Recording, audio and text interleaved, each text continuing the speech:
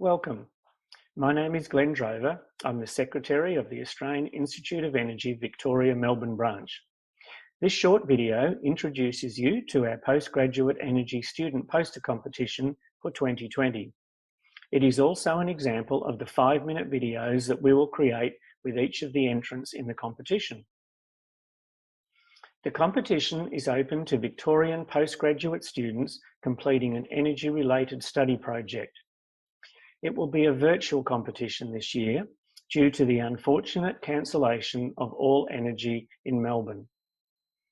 We thought about cancelling the poster competition as well, but it's been a difficult year for many, and we wanted to go ahead and recognise the amazing work being conducted in Victorian universities by postgraduate energy students. And so we've made the decision that this year, the posters and these 5-minute videos will be hosted online by AIE. Sponsors will help us promote the event and also provide us, importantly, with funding for the individual awards that are given out from the competition. The number and size of the awards will depend on the level of sponsorship. AIE will arrange the judging, and the awards will be presented, hopefully at a live event or a webinar event in October, November. The sponsors are critical to the success of the event. They not only help us to promote the event, but they provide us with the essential funding that we need to include financial awards as part of the prizes.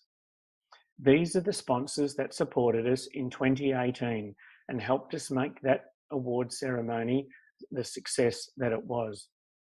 We will work hard to ensure that the sponsors that help us promote and run the event receive the recognition that they deserve for supporting the competition.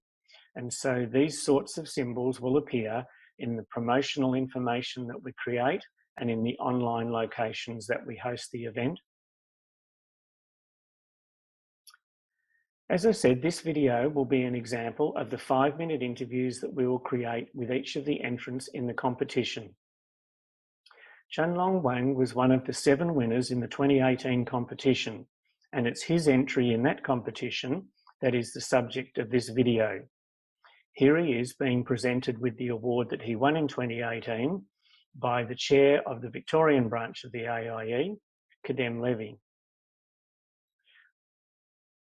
So I'd now like to hand you over to Chunlong, and he will take you through the poster entry that he made for 2018. Thank you, Chunlong. Thank you so much, Glenn. Firstly, allow me to express my gratitude to the Australian Institute of Energy and the generous sponsors for creating such a great opportunity for us to present our research. I also want to acknowledge the co-authors of the paper, Dr. Roger Dugville from Monash University and Dr. Matthew Jepson from the Melbourne Energy Institute. We and many other researchers together developed a capacity expansion model called Muriel. The model could provide complementary insight to the IEMO's ISP with a special focus on addressing the synergies between Australia's domestic energy transition and renewable energy export. Apart from hydrogen export that everyone is talking about, we show it also may be economically feasible for Australia to supply renewable electricity directly to Indonesia by an HVDC submarine cable. This is in line with the views from the recent Sun Cable project and the UN advocacy for more global power interconnections to meet the Paris Agreement. According to the official projections, there will be a 10-fold electricity demand growth by 2050 in Indonesia. It surely will be an Asian century. However, today, electricity generation in both Australia and Indonesia is still fossil fuel dominated. To achieve a carbon-free electricity system in both countries, we studied an economic case of building 2 transmission links, with one connecting Australia's Northern Territory to Indonesia's Java Valley grid via an HVDC submarine link, and the other connecting the Northern Territory to the Australia's national electricity market in the eastern seaboard by an overhead HVDC cable. The optimization model minimizes the total present value of the electricity system in both countries in terms of generation, transmission, and storage from 2015 to 2050 within one planning framework. Two scenarios are modeled. Scenario 1 assumes 100% abatement in Indonesia by 2050 without the HVDC interconnection, whereas Scenario 2 with the HVDC interconnection available. In all scenarios, we assume there will be 100% abatement for the Australia's NAM. How the energy system would operate? Well, we simulate the operation of the energy system in both countries on an hour-by-hour basis. The figure on the left shows 100% renewable generation by state with 4 days in 2050 without HVDC submarine cable. Well, the figure on the right shows generation with the submarine cable. The green color indicates wind generation, while yellow for solar, orange for concentrated solar power, green-blue for pumped hydro energy storage. The negative sign shows the storage is actually running in a recharging mode when there is abundant wind and solar generation. Please pay attention to the hourly generation in the Northern Territory in the dotted circle. Modeling results shows, with the submarine cable, a large amount of electricity, primarily in wind, solar, and CSP, will be imported into Indonesia from the Northern Territory, especially in the evening when the sun has set. This is shown by the empty area under the demand curve in Indonesia. You may have also noticed that the generation in the NAM has already changed with the HVDC cable.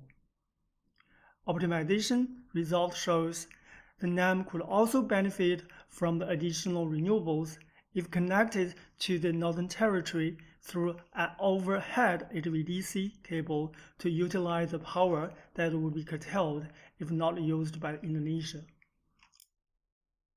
These two graphs illustrate evolution of the generation portfolio in Indonesia without and with the HVDC link. We show it would be extremely challenging for Indonesia to meet its own domestic demand using its own local renewables. To balance demand and generation all the time, we have to oversize the generation capacity significantly.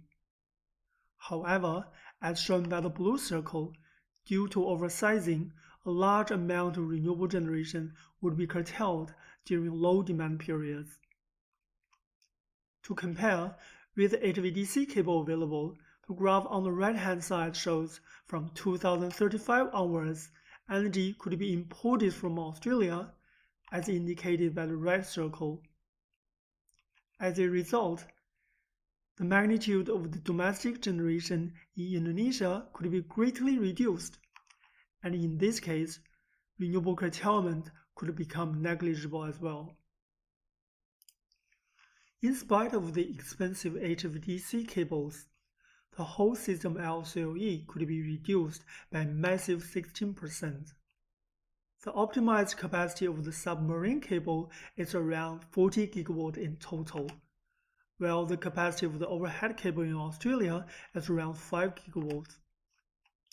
In conclusion, we show the HVDC cable between Australia and Indonesia can facilitate the energy transition to a carbon-neutral system in both countries.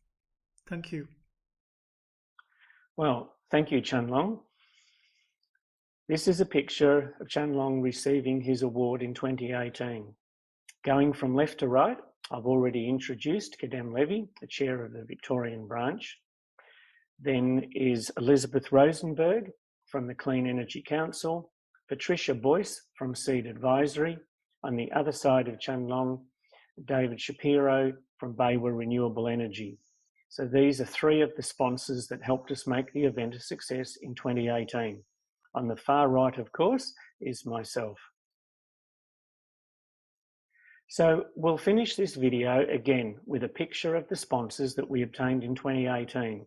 And as I said, this is the sort of way we will represent the sponsors in 2020 competition, in the virtual competition, to ensure that the sponsors obtain good recognition of the support that they give us. I hope you will join with us in supporting and promoting the event in 2020. I'm looking forward to a successful poster competition, and perhaps after this year in Victoria, we might take it national next year. That's an idea. Thank you very much.